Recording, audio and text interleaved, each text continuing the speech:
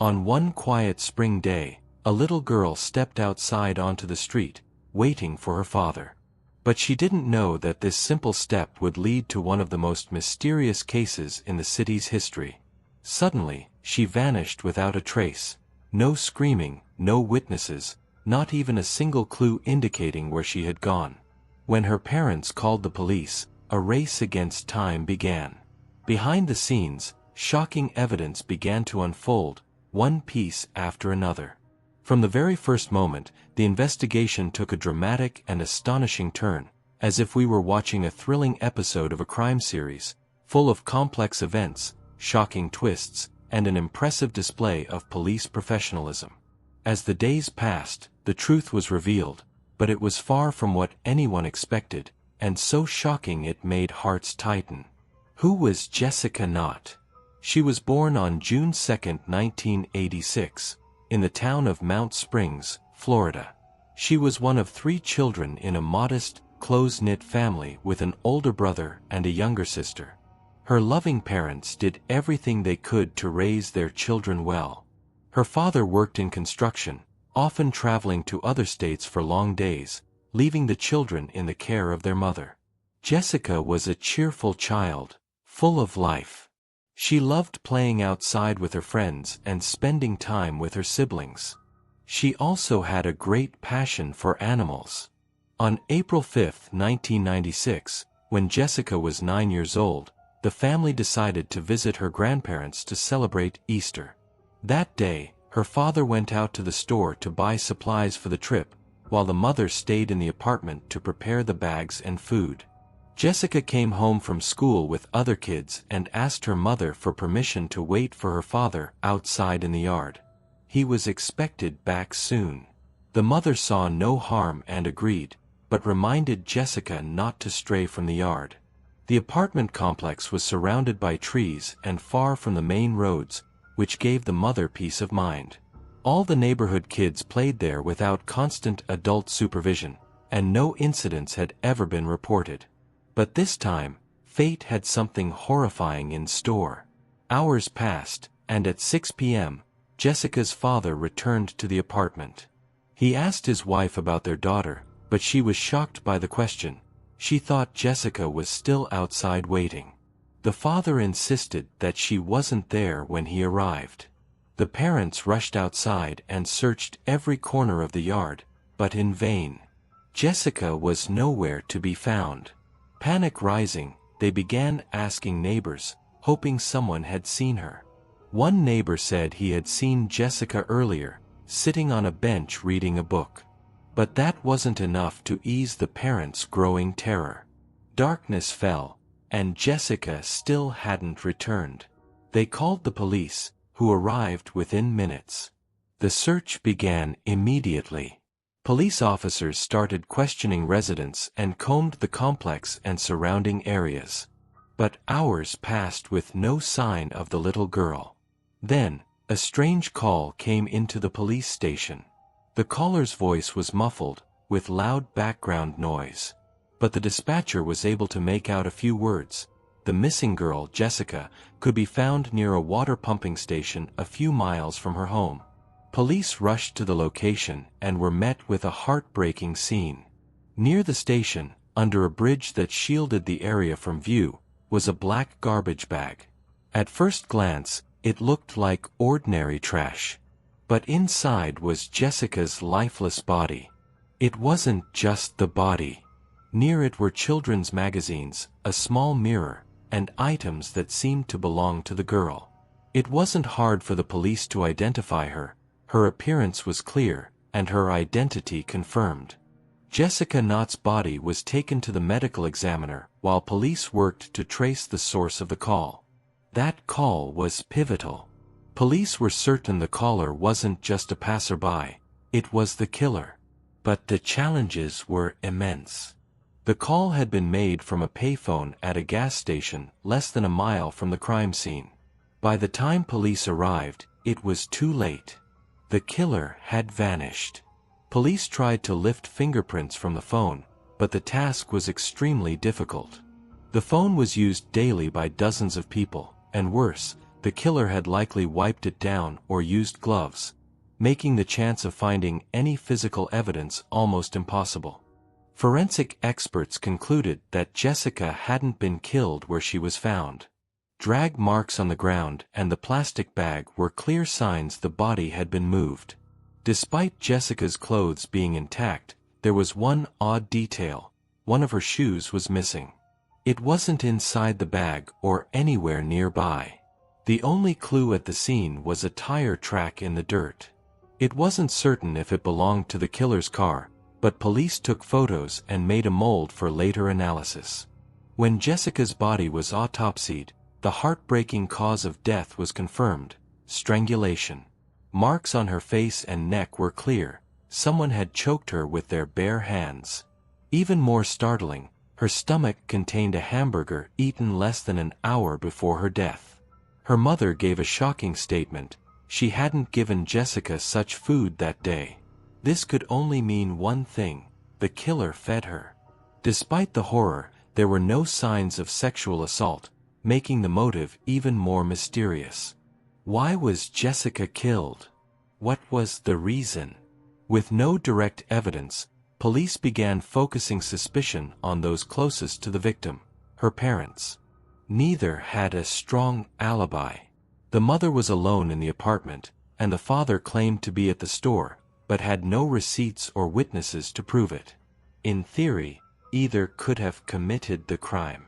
How did Jessica disappear from the yard without anyone seeing or hearing anything? That raised investigators' suspicions. It wasn't logical for her to trust a stranger or get into a car with someone she didn't know. Clues suggested the killer was someone she knew and trusted. But there was something else that couldn't be ignored: the tone of voice in the emergency call. Despite experts' attempts to clean up the audio, the caller's voice carried a deep sadness. It wasn't arrogant or confident, it was the voice of someone broken.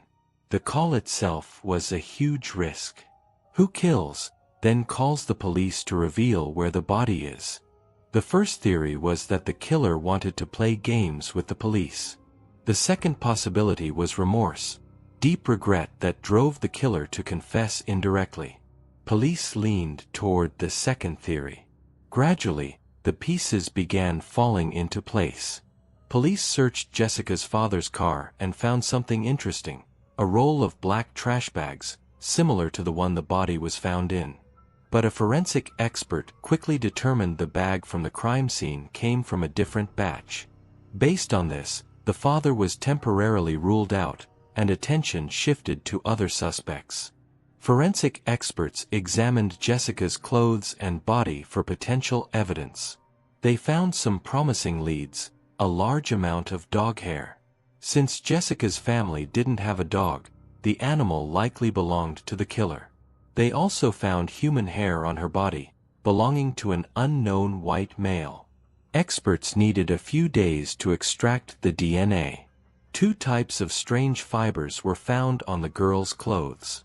After analysis, it was concluded that one likely came from a car seat cover and the other from a carpet, supporting the theory that Jessica had been killed elsewhere, then transported by car to the pumping station. As for the dog hair on her clothes, experts tried to identify the breed using the FBI's database of canine hair samples. After eliminating breed after breed, they finally identified the hair as belonging to a Shar-Pei. This indicated that the killer likely owned a dog of that breed, and its hair was transferred to Jessica's clothes, either in his home or car. According to the investigators' initial theory, the killer may have lured Jessica into his car, taken her to McDonald's for a hamburger, then brought her to his home and killed her there. Meanwhile, audio experts continued trying to improve the call recording. Eventually, the police sought help from NASA. NASA had advanced tools for enhancing audio recordings, originally designed for space communication. NASA agreed to help and provided a cleaner version of the call. But experts still needed a voice sample from a suspect to compare. Assuming the killer knew Jessica, police played the recording for her mother, hoping she might recognize the voice. On the first try, she said the voice seemed familiar, but couldn't place it. On the second attempt, she remembered, it belonged to one of their neighbors in the same apartment complex. Although she didn't recall his name, she told police he often walked in the yard with a Shar-Pei dog. Police quickly identified him, James Crow, 35 years old. During the first hours of Jessica's disappearance, detectives had already interviewed him along with the other neighbors. He told them he saw Jessica in the yard during a walk with his dog. They talked briefly, then he left. Investigators looked into Crow's background. He had no criminal record. He lived with his wife, a nurse, and had previously worked as a truck driver. He was currently unemployed. Currently, the suspect spends most of his time walking the streets with his dog, named Bam Ken. Investigators realized that the similarity in voice and owning a dog of a particular breed was not enough to arrest him. So, they obtained a warrant to search his car. There, they found two disturbing pieces of evidence. Under the front passenger seat, they found an empty Happy Meal bag. Since Jessica had eaten a hamburger from McDonald's and James had no children, this raised serious suspicions. Experts also noticed that the car was equipped with brand new tires, as if it had barely been used. Police learned that Crow had replaced them on the day of Jessica's murder, even though the old tires were not damaged and could have lasted several more years. Crow claimed he left the old tires at the service center, which was unusual since the tires weren't worn out. So the police went to the service center. When they arrived, only one of James' old tires was still there. They compared its tread pattern with the tire tracks found near the victim's body, but faced an unexpected development: they did not match. Initially, investigators weren't sure whether the tire tracks even belonged to the killer's vehicle. They could have come from maintenance workers who regularly visited the area. Police also searched James' apartment and found another new clue: a box containing several rolls of trash bags that matched the size and color of the bag in which Jessica's body was found. While this wasn't solid evidence by itself, investigators needed a way to confirm whether the bags came from the same roll. At first, it seemed impossible. The bags had no unique markings, and there were hundreds of manufacturers of such products. But even the investigators were surprised by their own ingenuity in tackling this complex challenge. They contacted Noel Roberts, a quality control officer at the factory that produced the bags found in the suspect's apartment. First, the factory was identified through a special code on the cardboard box containing the rolls, indicating that the product was made at a facility in Virginia. Then the expert explained that a very small amount of iron or titanium is added to the bag's composition depending on its color. Because the factory produces bags in various colors, the composition changes continuously. The ratio of iron or titanium is not 100% consistent. It varies from day to day, and doesn't need to be precisely uniform. Here came the brilliant idea. The bags could be analyzed using high-density X-rays to measure the exact proportions of elements within the plastic. By analyzing these ratios, experts could determine whether the bags in Crow's apartment came from the same production line, and possibly the same roll, as the bag that held Jessica's body. What once seemed impossible became a crucial step in identifying the killer. In the world of criminal investigations, a trash bag may seem like a trivial item. But in this case, it became the key to solving a murder that shocked the public. Everything started with precise analysis revealing a perfect match in the iron and titanium ratios between two separate bags. This was not a coincidence. It indicated that both bags were manufactured on the same day, and likely from the same production batch. But that was only the beginning. In garbage bag manufacturing, there's a well-known phenomenon. Tiny amounts of microscopic debris settle on the machines, leaving fine lines on the plastic sheets before they're cut and turned into bags. This random formation creates a unique pattern for each roll of plastic because the falling particles constantly change as the conveyor belt moves. As a result, this pattern only lasts for a limited distance, a few hundred feet at most. This fine detail allowed experts to determine that any two bags with the same pattern of lines were not only made on the same day, but within just a few hours, in a very narrow time frame. When the bags found in James' apartment were compared to those found at the crime scene, the patterns matched with astonishing precision. But that wasn't the only evidence. During post-production, bags are packaged using machines. However, the process isn't always perfect. Bags often get wrapped unevenly, creating small folds and creases along the edges. These creases, like the lines, form a unique pattern, a fingerprint that doesn't repeat. Experts conducted another comparison, this time between the creases on bags from James' apartment and the one found at the crime scene. The result was decisive, a perfect match. This meant that the bag used to transport the body didn't just come from the same company or batch, but from a roll within a range of no more than 17 boxes, suggesting the killer most likely used one of the bags from James' apartment. But there was more. When forensic analysts examined fibers found on Jessica's clothing and compared them with the carpet in James' apartment and the seat covers of his car, they found a complete match, not just one type of fiber, but two. This was not merely a possible overlap, it was strong confirmation that the victim had been in two locations directly linked to the suspect. Then came the biggest surprise, a voice recording. A forensic audio expert compared the emergency call reporting the crime with a voice sample from James. The analysis concluded with a clear result: the voice in the call belonged to James himself. Yet despite all this nearly complete set of evidence, there was one major obstacle. All of it was circumstantial. There were no fingerprints, no eyewitnesses, and no direct recording of the crime. Nevertheless, the picture seemed clear enough to the investigators. They made their decision to arrest James Crow, the man who denied everything. He was taken into custody, and the prosecution announced it would seek the death penalty. The investigation continued as legal proceedings began. Since James insisted on his innocence, the case went to trial. The prosecution presented its full narrative of how the crime unfolded. James was known in the neighborhood and was often seen walking his dog. Children in the area liked him and would gather to play with the dog. Jessica was no exception. According to police, on that fateful day, James saw the girl sitting alone on a bench. He approached her and started a conversation, then offered to take her to McDonald's, promising her a hamburger. Jessica agreed, as she knew him. After the meal, police say he took her back to the housing complex and invited her to his home, perhaps to spend time with the dog. His wife was at work, and the presence of carpet fibers on Jessica's clothes confirmed she had been in the living room. Investigations suggest that James may have attempted to assault her, but things got out of control.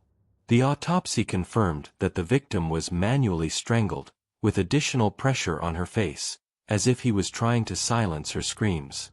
When the child died, he placed her in a trash bag, carried the body to his car, drove a short distance, and left the body near a water station. He then made the emergency call from a nearby gas station and returned home as if nothing had happened. During preliminary hearings, the defense tried to refute every piece of evidence, stressing that there was no direct proof linking James to the crime. The judge listened to those arguments and agreed with some of them. In death penalty cases, the standards of proof are significantly higher. In James' case, it became clear there was room for doubt, which could spare him the ultimate punishment. He was offered a plea deal. Under this deal, he would plead guilty to second-degree murder in exchange for a 40-year prison sentence with no possibility of parole. In return, he would avoid the death penalty. In the summer of 1998, 2 years after the crime, James accepted the deal. He was not required to provide any further details about the crime. But in a brief statement, he said he did it to spare Jessica's family the pain of a trial. The prosecution saw this as evidence of genuine remorse, pointing to the emergency call he had made, the purpose of which remains unclear. They believed it may have been an attempt to atone for an unforgivable crime. But Jessica's family did not see it as justice. Her parents had hoped for a death sentence and a full confession. They got neither. James remained silent to the end. In November 2011, James Crow died in prison at the age of 49 from health complications, taking the secrets of that night to his grave. The case of Jessica remains one of the rare examples where justice relied on subtle details in trash bags, fabric fibers, and a voice recording. Even the judge, who had seen hundreds of cases, admitted he had never witnessed evidence like this before. Let us know your thoughts on this story in the comments section. Don't forget to like and subscribe. Thanks for watching.